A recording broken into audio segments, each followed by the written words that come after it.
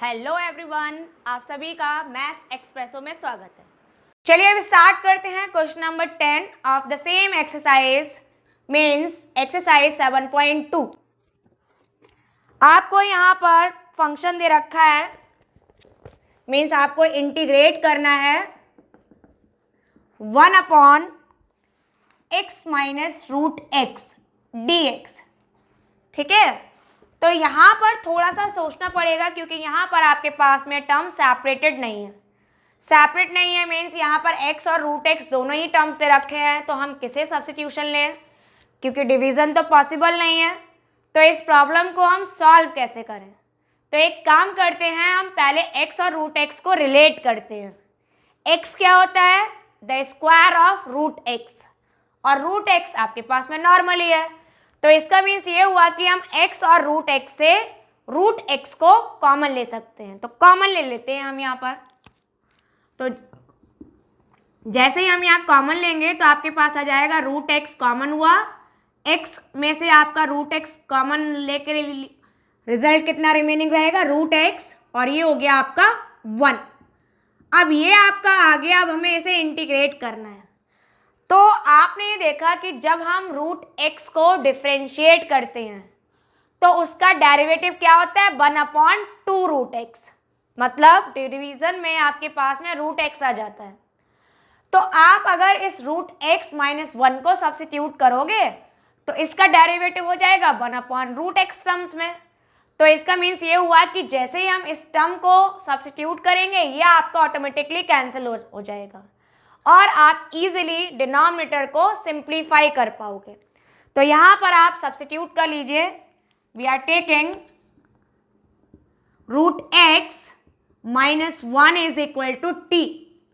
तो जब आप इसे डिफ्रेंशिएट करोगे by means with respect to x, आपका आंसर आया, रूट एक्स को डिफ्रेंशिएट किया तो 1/2 रूट एक्स, 1 को करेंगे 0 and is equal dt upon dx।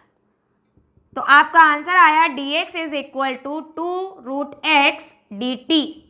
ये वैल्यू आप ले जाके आपके इंटीग्रेशन में पुट कर दीजिए। तो इंटीग्रेशन हुआ आपका 1/रूट एक्स, इस टर्म को आपने t लिया है तो इंटू t, और dx की वैल्यू हो गई 2 root x dt। Root x हो गया कैंसिल, तो आपका पूरा फंक्शन एक सिंगल टर्म में चेंज हो गया। तो कितना आया आपका? We are integrating now twice of 1/t dt। इसको इंटीग्रेट करेंगे तो ये हो गया आपका 2, इसका इंटीग्रेशन हुआ log t and plus c। तो ये आप रिजल्ट लिख सकते हो, t की वैल्यू पुट कर दो तो आपका रिजल्ट हुआ twice of log root x minus 1 and plus C. तो ये आपका इस तरह से इंटीग्रेशन कंप्लीट हुआ फॉर द क्वेश्चन नंबर 10।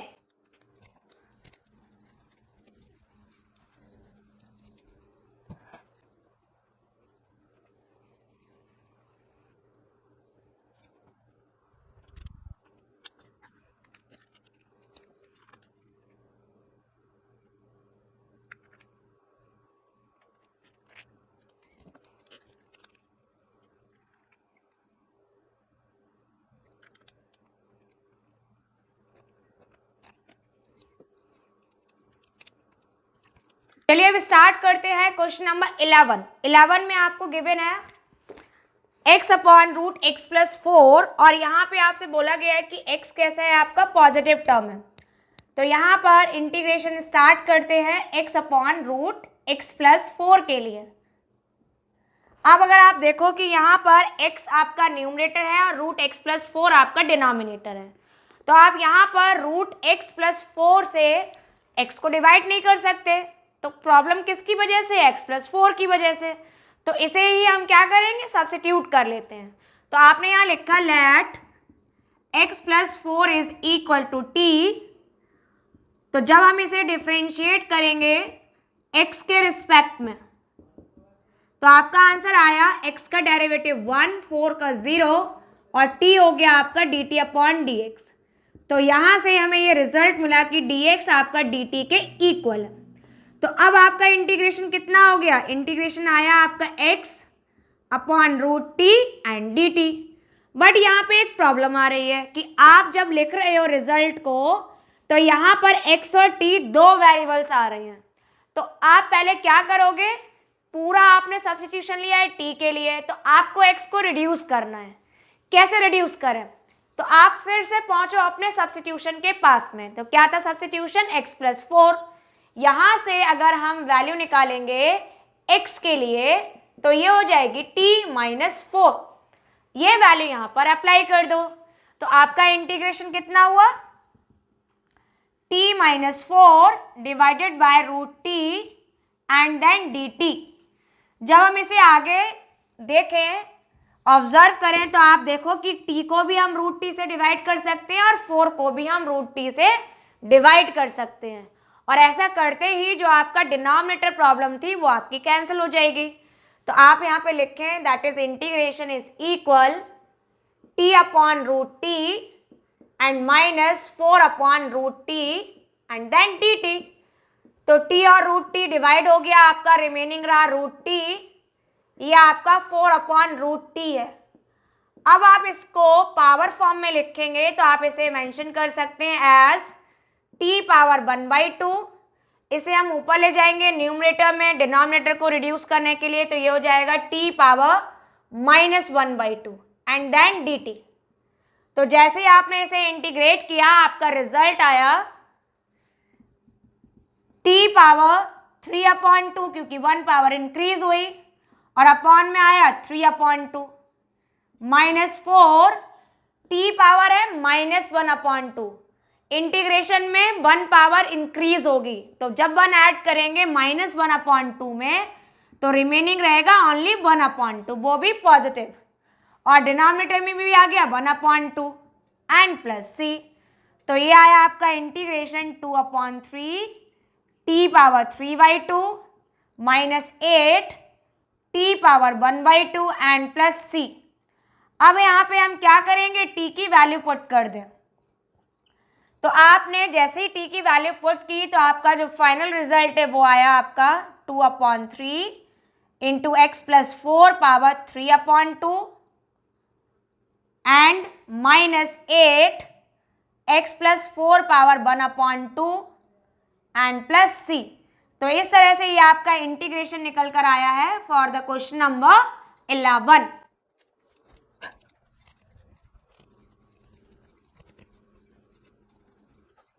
चलिए अभी स्टार्ट करते हैं क्वेश्चन नंबर 12। 12 में आपको फंक्शन दे रखा है x³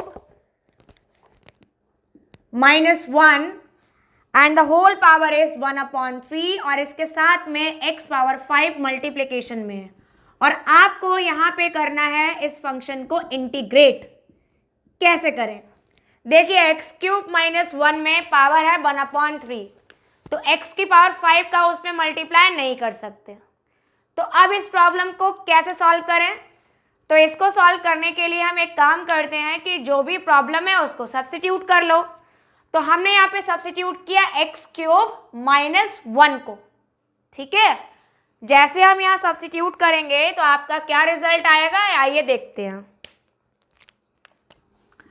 तो यहाँ से आपने लिखा let x³ minus 1 is equal to t।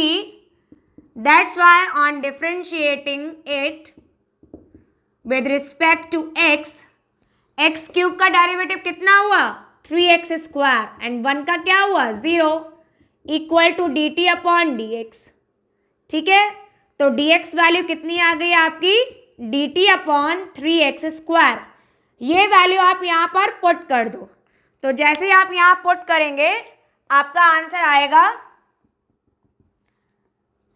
t power 1/3 into x power 5 into D T upon 3x²। x² से x पावर 5 को हम कैंसिल करेंगे तो यहाँ पर 3 पावर रिमेनिंग रह जाएगी। तो ये आपके पास रिमेनिंग रहा t power 1/3 into x³ upon 3 dt।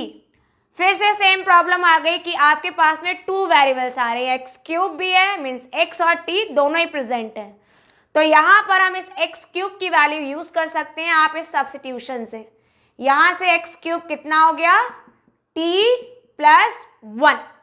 ये वैल्यू यहाँ यूज कर लो। तो जब आप इसे यूज करेंगे तो आपका इंटीग्रेशन आया t पावर 1/3 और इसमें मल्टीप्लाई करना है t प्लस 1 dt, और जो आपका 3 था उसको हम एज अ कांस्टेंट बाहर ले सकते हैं। ठीक है, अब आपके पास जो भी टर्म्स है, पहले देखिए इनका मल्टीप्लिकेशन पॉसिबल नहीं था, बट जब चेंज करके आया है एक नया function in the terms of t, तो अब t पावर 1/3 को आप इन दोनों में ही मल्टीप्लाई कर सकते हो। तो मल्टीप्लाई कर दीजिए। तो जैसे हम मल्टीप्लाई करेंगे आपका रिजल्ट आएगा 1/3 में 1 पावर ऐड हो गई। कैसे ऐड हुई? क्योंकि t means power 1 and t power 1/3 multiply करेंगे तो 1/3 में 1 ऐड होकर पावर हो जाएगी 4/3, और जब ये आपका 1 में मल्टीप्लाई होगा तो ये हो जाएगा t पावर 1/3 dt। ठीक है, इंटीग्रेट करो तो इंटीग्रेशन आया आपका 1/3। यहाँ पर जब इंटीग्रेट करेंगे तो इंटीग्रेशन में ऑलवेज 1 पावर ऐड हो जाती है, इंक्रीज हो जाती है। तो ये हो गया t power 4/3 plus 1 and 4/3 plus 1। इसी तरह से हम इसे लिखेंगे 1/3 प्लस 1 एंड डिवीजन में 1/3 plus 1 and plus c integration constant. इसको सिंप्लीफाई करें तो आपका आंसर आएगा 1/3, ये हो गया t power 7/3 divided by 7/3 plus t power 4/3 divided by 4/3। Rearrange करें तो आपके पास में जो रिमेनिंग रहेगा वो होगा 3/7 t power 7/3 and 3/4 t power 4/3 plus c। अगर हम इस 3 को कॉमन ले लें तो आपका ये बाहर का 3 कैंसिल हो जाएगा, और इसके साथ साथ हम यहाँ पर t की वैल्यू को भी पुट कर दें, तो इसलिए आपका फाइनल रिजल्ट आया 3 आपका कॉमन लेकर कैंसिल हो जाएगा, रिमेनिंग बचेगा 1/7, t की वैल्यू हो गई x³ minus 1 and the power is 7/3 plus ये 3 मल्टीप्लाई हुआ, ये 3 कैंसिल हुआ, 1/4 and x³ minus 1 and the power is 4/3 and plus c। तो ये लीजिए आपका इंटीग्रेशन कंप्लीट हुआ फॉर द क्वेश्चन नंबर 12।